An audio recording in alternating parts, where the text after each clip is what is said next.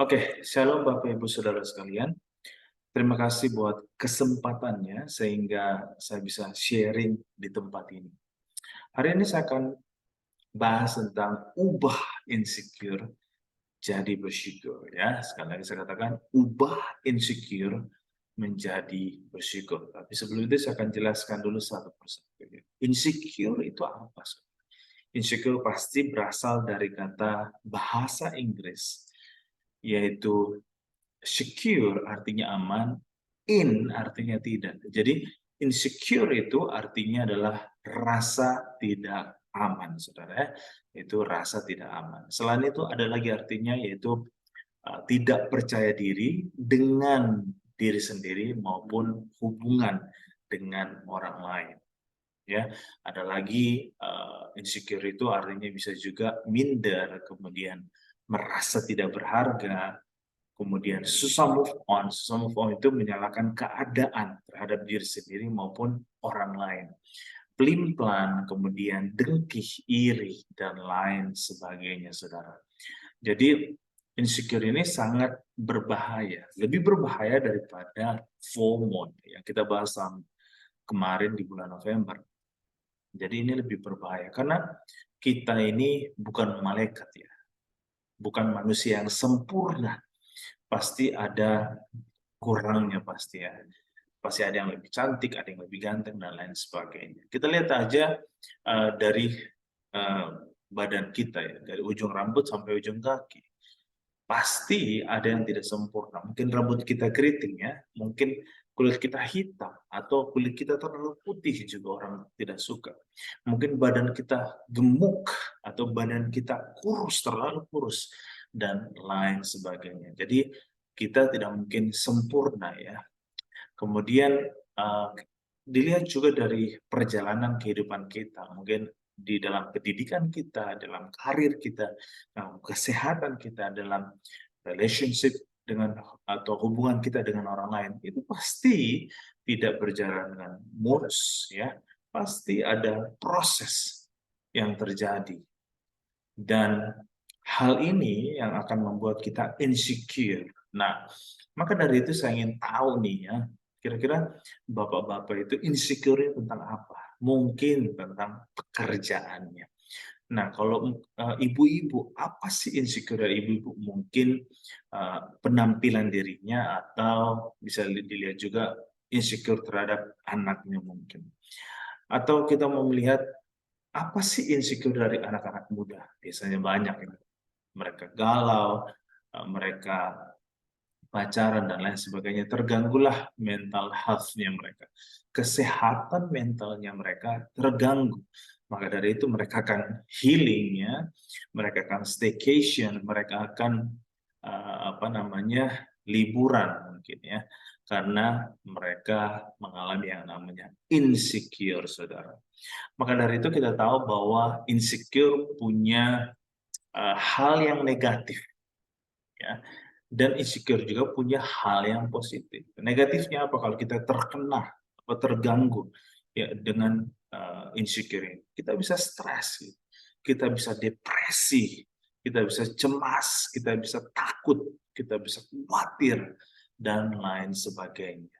Nah, sekarang apa sih positifnya dari insecure? Positifnya dari insecure kita bisa introspeksi diri agar menjadi lebih baik. Ya, contohnya saya insecure terhadap badan saya yang gemuk karena sudah 100 kilo, saudara.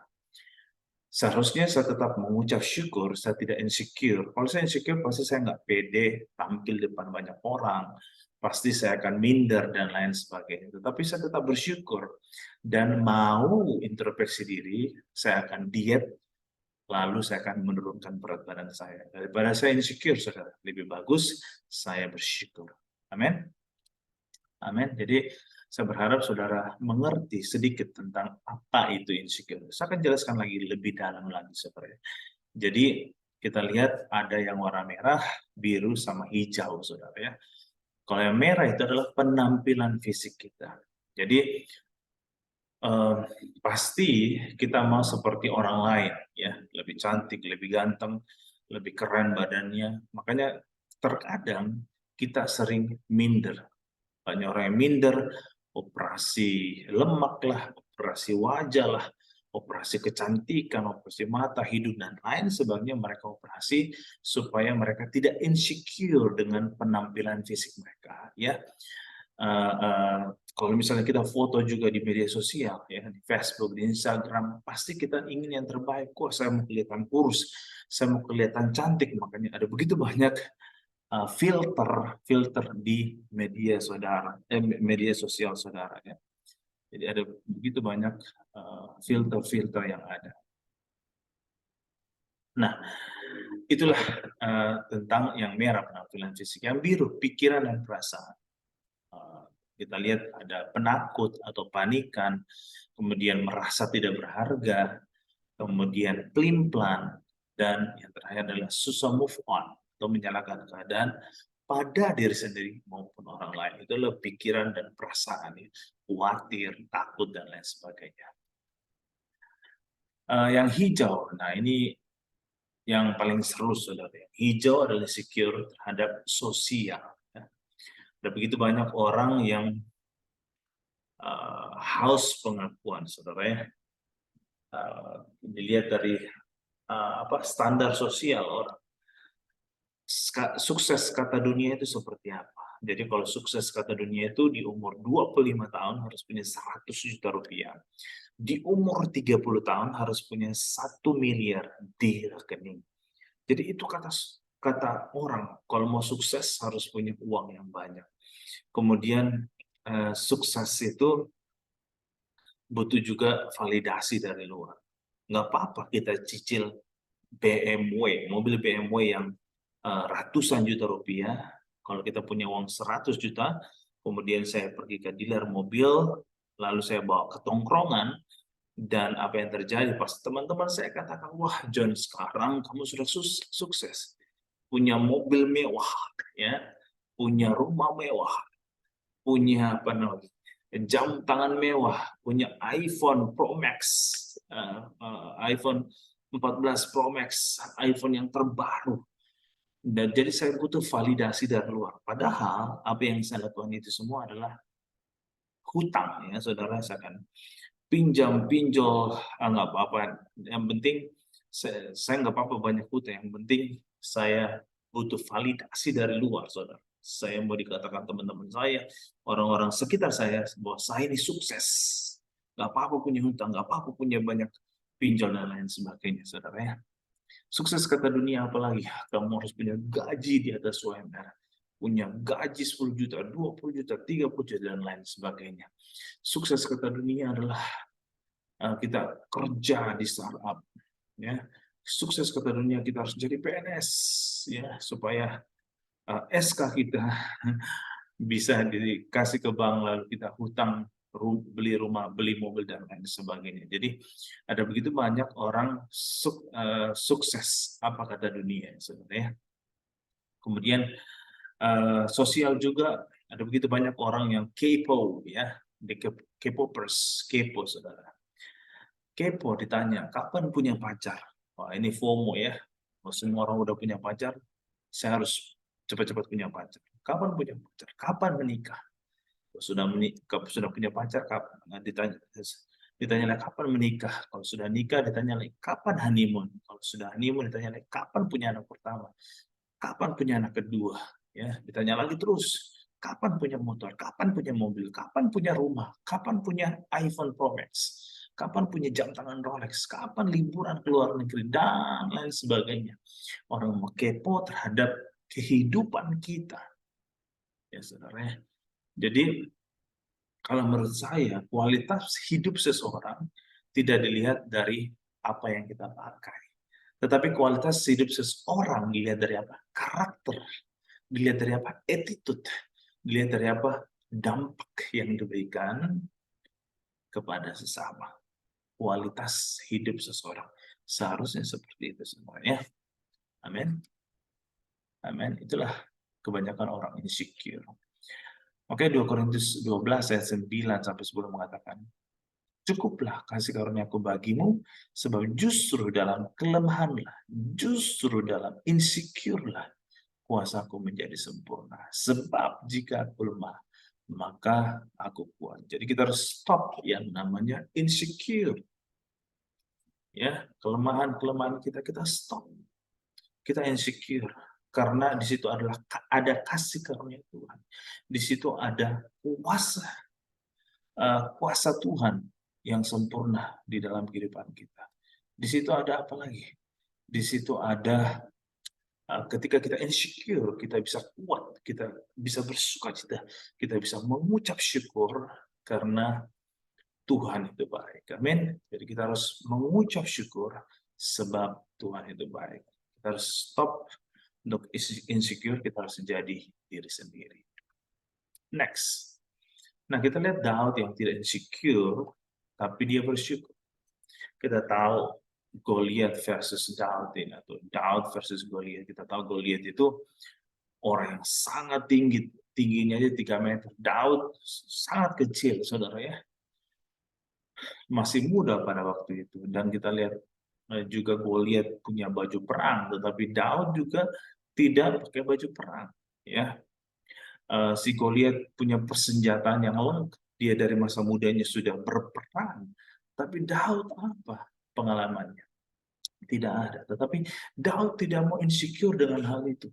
Tetapi dia mau bersyukur. Ada kasih karunia Tuhan. Ada kuasa Tuhan yang sempurna dalam kehidupannya. Dan dia kuat. Dia bersukacita. Dia bersyukur. Dan ketika dia melawan si Goliat ini, apa yang terjadi, saudara? Daud mengalami kemenangan demi kemenangan. Itu semua karena ada Tuhan di dalam kehidupannya. Dia tidak mau insecure, tetapi dia mau bersyukur, dia mau kuat, dia mau bersukacita, sebab ada Tuhan selalu bersama-sama dengan dia. Yang percaya katakan amin. Amin.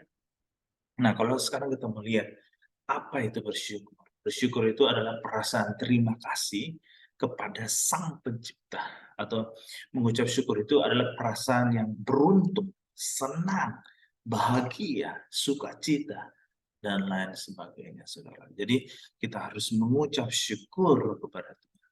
1 Tesalonika 5 ayat 18 mengatakan, mengucap syukurlah dalam segala hal. Ya, mengucap syukurlah dalam segala hal, sebab itulah yang dikehendaki Allah dalam Kristus Yesus bagi kami. Jadi ini kehendak Allah, kita harus mengucap syukur dalam segala hal. Kita harus mengucap syukur dalam hal apa? Di dalam keluarga kita harus mengucap syukur. Kita harus mengucap syukur dalam kesehatan kita. Kita harus mengucap syukur dalam keuangan kita. Kita harus mengucap syukur di pekerjaan kita. Kita harus mengucap syukur dalam karir, dalam kehidupan sosial kita, dan lain sebagainya. Kita harus mengucap syukur, sebab itulah yang dikehendaki Tuhan di dalam kehidupan kita. Amin. Nah, ada 3 kuasa yang terjadi jika kita mengucap syukur. Ya. Yang pertama adalah terjadi mujizat. Yohanes 6 ayat 11 mengatakan, lalu Yesus mengambil roti itu, mengucap syukur, dan membagi-bagikannya kepada mereka yang duduk di situ, demikian juga dibuatnya dengan ikan-ikan itu, sebanyak yang mereka kehendaki. Jadi, Yesus memberi makan 5.000 orang. Ada begitu banyak ayat-ayat yang mengatakan hal itu. Yesus diberikan roti, diberikan ikan, lalu dia menengadah ke langit. Dan apa yang dia katakan? Dia mengucap syukur kepada Tuhan. Lalu dia mengucap berkat kepada Tuhan. Apa yang terjadi ketika dia mengucap syukur? Terjadi mujizat. Ya, terjadi mujizat, terjadi berkat Tuhan, terjadi hal yang supranatural, hal yang luar biasa terjadi karena ucapan syukur di dalam kehidupan Tuhan Yesus. Nah, kita harus belajar juga untuk mengucap syukur dalam segala keadaan. Kalau kita mengucap syukur dalam kehidupan ini, apa yang terjadi? Mujizat, berkat, hal yang luar biasa akan terjadi di dalam kehidupan kita. Percaya katakan amin. Yang kedua, terjadi perubahan hidup. Seperti yang dialami oleh orang Samaria yang kusta ini. Lukas 17 ayat 15 sampai 19 mengatakannya. Kita tahu jalan ceritanya ini ya. Jadi ada 10 orang kusta datang kepada Yesus lalu meminta kesembuhan. Lalu Tuhan Yesus berkata, pergilah kepada imam-imam, perlihatkanlah diri. Lalu di pertengahan jalan apa yang terjadi? Mereka sembuh daripada kusta mereka. Lalu yang hanya kembali kepada Tuhan Yesus adalah si orang Samaria ini.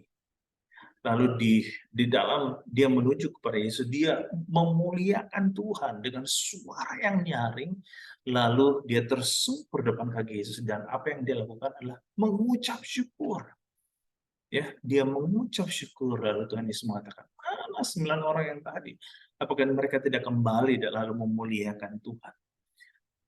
Lalu dia berkata kepada orang Samaria itu, berdirilah, pergilah, imanmu telah menyelamatkan engkau. Kenapa saya mengatakan terjadi perubahan hidup? Karena misalnya kalau orang kena penyakit kusta, itu pasti akan punya daerah khusus seperti Wisma Atlet, saudara ya. Di situ khusus untuk orang-orang yang terkena penyakit corona. Nah, zaman dulu juga seperti itu. Kalau orang kena yang namanya penyakit kusta, akan ditempatkan semua orang-orang kusta ada di situ. Tapi ketika dia sembuh dari penyakit kustanya, dia bisa berpindah ke tempat orang yang normal, saudara ya.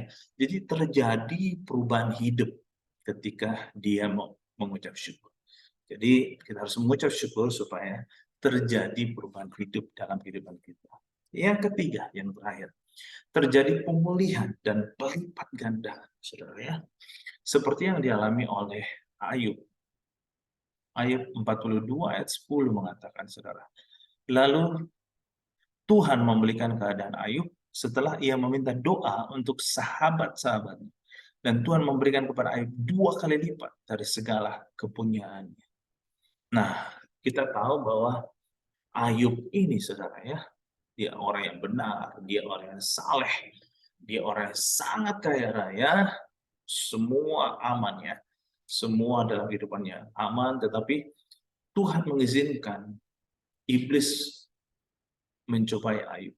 Apa yang terjadi? Ya, singkat cerita, keluarganya hancur, keuangannya hancur, kesehatannya hancur, ya persahabatannya juga kurang baik dan lain sebagainya ya. Dan istrinya mengatakan, Ayub kutukilah Allah lalu matilah. Itu yang dikatakan istrinya kepada Ayub. Tetapi Ayub mengatakan, Ayub 1 ayat 21 mengatakan, dengan telanjang aku keluar dari kandungan ibuku. Dengan telanjang juga aku akan kembali ke dalam. Tuhan yang memberi, Tuhan yang mengambil. Terpujilah nama Tuhan. Jadi apapun yang terjadi dalam kehidupan Ayub, dia tidak akan mengutuki Tuhan. Karena dia mengucap syukur kepada Tuhan. Saudara. Dia mengatakan juga di Ayub 2 ayat 10, apakah kita mau menerima yang baik dari Allah tetapi tidak mau menerima yang buruk? Wow, ini iman level tinggi, saudara. Jadi apapun yang terjadi dalam kehidupan kita, kita harus mengucap syukur, saudara. Kita harus mengucap syukur. Seperti yang terjadi kepada Sadrak, Mesak, Abednego. Dia mengatakan seperti ini, sekalipun Tuhan yang kami sembah tidak menolong kami tidak akan menyembah patung Tuhan Allah Rajaku, Nebukadnezar ya. Jadi itulah iman tingkat tinggi. Jadi kita harus mengucap syukur dalam segala hal. Tuhan mau berkati kita, tidak mau berkati kita, nggak apa-apa. Kita tetap penyembah Tuhan. Tuhan mau memberikan kita seorang anak, tidak mau memberikan kita seorang anak, kita tetap mengucap syukur. Tuhan mau kita biasa-biasa saja, nggak apa. Yang penting kita mengucap syukur kepada Tuhan. Jadi apa mau baik mau buruk, kita tetap mengucap syukur sebab Tuhan baik dalam kehidupan kita. Amin. Jadi kita jangan mengeluh, kita jangan bersungut-sungut sebab Tuhan itu baik di dalam kehidupan kita. Yang percaya katakan amin. Amin. Amin. Jadi saya bersaksi, saudara, tentang pengalaman hidup saya. Jadi ada beberapa saudara yang sudah tahu. Jadi di tahun 2019 saya membuka usaha kopi pasir kekinian atau bisa dibilang KPK, saudara ya. Dan saya buka ada di Bekasi, yang saudara pasti tahu. Yang kedua ada di PGC Cililitan. Nah, di tahun 2019 semua berjalan dengan baik dan saya buka usaha. dan puji nama Tuhan, wah banyaklah pelanggan pada waktu itu. Tetapi corona terjadi di tahun 2020, bulan 3, semua tutup dan usaha saya bangkrut. Apa yang terjadi?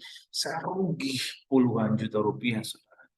Puluhan juta rupiah. Disitulah apa yang terjadi, saya insecure, saudara. Saya takut, mental health saya terganggu, kesehatan mental saya terganggu, kemudian saya stres, depresi, cemas, khawatir, ya apa namanya, karena rugi besar, saudara ya. Tetapi di situ saya mau belajar untuk mengucap syukur kepada Tuhan. Lalu Tuhan memberikan saya hikmat, yaitu karena saya ciptakan sebuah buku, saya coba-coba taruh di apa namanya, e-commerce, ada Shopee, Tokopedia, dan sekarang ada TikTok Shop. Apa yang terjadi, saudara? Sekarang buku saya itu sudah laku hampir 1.000 buku, sudah hampir 1.000 buku. Apa yang terjadi? Jadi apa yang dulu saya rugi, ya rugi puluhan juta itu kembali, bahkan sudah berlipat kali ganda. Bahkan sudah berlipat kali ganda. Itu semua karena anugerah daripada Tuhan, saudara ya. Itu semua anugerah daripada Tuhan, dan keuntungannya juga saya biasa memberikannya ke panti asuhan. Nah, ini karena ucapan syukur, karena kita mengucap syukur yang terjadi dalam kita mengucap syukur apapun yang terjadi dalam kehidupan kita, mau baik atau buruk, dan kita harus tetap mengucap syukur. Amin. Oke, yang terakhir saya akan menceritakan tentang kisah seorang petani miskin dan kuda yang cantik, saudara. Saudara dengarkan baik-baik ya. Dengarkan baik-baik. Jadi dahulu kala ada seorang petani memiliki seekor kuda yang putih ya, yang sangat cantik dan gagah. Nah, suatu hari ada seorang kaya, ini kaya raya sekali, ingin membeli kuda tersebut. Dia menawarkan dengan harga yang sangat tinggi. Anggaplah dia tawar 10 miliar atau 20 miliar. Wah, kalau kita dapat uang 10 miliar, 20 miliar, kita sudah financial freedom ya. Kita sudah bebas finansial pastinya, karena dari bunganya kita bisa hidup dari bulan ke bulan, saudara. Nah, tetapi apa yang dilakukan si petani miskin ini, dia tidak mau menjual kudanya. Karena kudanya ini dia sudah anggap seperti anak sendiri, saudara ya. Dia sudah anggap seperti apa? Anak sendiri. Lalu datanglah teman-temannya, ya, datang teman-temannya atau datang si netizen julid ini, sungguh buruk. Apa dia bilang, oh sorry, dia datang ke teman-temannya, dia menyayangkan, mengejek dia karena tidak menjual kudanya itu. Nah, keesokan harinya kuda itu hilang dari kandangnya. Maka teman-temannya berkata, sungguh buruk nasib. Kalau saja kemarin kuda itu dijual, kamu sudah kaya ya. Dia kan kaya, saudara. Sekarang kudamu itu sudah hilang. Apa sih respon dari si petani miskin ini? Dia hanya diam, dia tidak insecure ya, tetapi dia hanya bersyukur, tidak berkomentar apa-apa. Dia tetap bersyukur aja. Nah, beberapa hari kemudian kuda si petani itu kembali bersama 5 ekor kuda lainnya. Jadi dia bawa 5 ekor yang lainnya, teman-temannya. Lalu datanglah si teman-temannya yang julid ini ya, teman-temannya yang julid, atau tetangga-tetangga yang julid ini datang lagi. Wah, beruntung sekali nasibmu. Ternyata kudamu itu membawa keberuntungan. Tadi bilang membawa nasib buruk, sekarang bilang dia beruntung. Tapi apa respon si petani ini? Dia hanya diam saja, dia tetap mengucap syukur kepada Tuhan. Beberapa hari kemudian, anak si petani yang sedang melatih kuda-kuda barunya, apa yang terjadi kepada anaknya? Anaknya jatuh, lalu patah kakinya. Jadi si anaknya, si petani ini, patah kakinya. Nah, teman-temannya yang julid ini, si netizen julid ini berkata lagi, rupanya kuda-kuda itu membawa sial. Ya, lihatlah sekarang, anakmu patah kakinya. Saudara tahu apa respon dari si petani itu? Dia tidak insecure, tetapi dia mengucap syukur. Ya, dia tidak insecure, tapi dia mengucap syukur aja. Seminggu kemudian terjadi peperangan di wilayah itu. Semua anak di desa dipaksa untuk berperang kecuali si anak petani karena tidak bisa berjalan. Nah, datang si teman-teman yang kurang ajar ini ya, mendatangi si petani sambil menangis. Beruntung sekali nasibmu karena anakmu tidak ikut berperang. Sedangkan kami harus kehilangan anak-anak kami. Nah, disinilah si petani miskin ini berkomentar, saudara ya. Dia mengatakan seperti ini, jangan terlalu cepat menilai atau mengambil kesimpulan dengan mengatakan nasib baik atau buruk. Semuanya ada dalam suatu proses kehidupan. Makanya kita harus mensyukuri dan terima keadaan yang terjadi saat ini. Apa yang kita dapat hari ini belum tentu baik untuk hari esok. Apa yang buruk hari ini belum tentu buruk untuk hari esok. Jadi, ingatlah bahwa segala sesuatu adalah rencana Allah dan segala perkara yang terjadi diizinkan Allah untuk mendatangkan apa? Kebaikan. Amin. Amin. Jadi kita harus mengucap syukur dalam segala hal. Saudara, mudah-mudahan mengerti tentang ilustrasi ini. Ayat yang terakhir, ini terakhir. Saudara. Filipi 4 ayat 6 mengatakan, janganlah hendaknya kamu khawatir tentang apapun juga. Jangan kamu insecure tentang apapun juga. Tetapi nyatakanlah dalam segala hal keinginanmu kepada Allah dalam doa dan permohonan dan ucapan syukur. Jadi kita jangan insecure tentang apapun juga, tentang penampilan fisik kita jangan insecure, kita jangan insecure tentang pikiran dan perasaan kita jangan insecure juga terhadap sosial, ya. Tetapi firman Tuhan katakan, nyatakanlah dalam segala hal keinginan kepada Allah dalam doa dan permohonan dengan apa? Ucapan syukur. Amin. Amin. Nah, kalau ada yang tanya, John sharing apa malam hari ini? Ada 3 kuasa yang terjadi jika kita mengucap syukur. Yang pertama, terjadi mujizat. Seperti yang terjadi, yang dilakukan oleh Tuhan Yesus. Yang kedua, terjadi perubahan hidup. Seperti yang dialami oleh si orang Samaria yang kusta ini. Yang ketiga, terjadi pemulihan dan pelipat gandaan seperti yang terjadi pada Ayub, saudara. Saya berharap saudara tidak insecure lagi terhadap fisik saudara, terhadap pikiran perasaan saudara, terhadap kehidupan sosial. Tetapi apa yang harus kita lakukan adalah kita harus mengucap syukur dalam segala hal. Tuhan mau tolong, tidak tolong, tetap kita harus mengucap syukur. Kita harus menyembah Tuhan kita sebab Tuhan Yesus itu baik.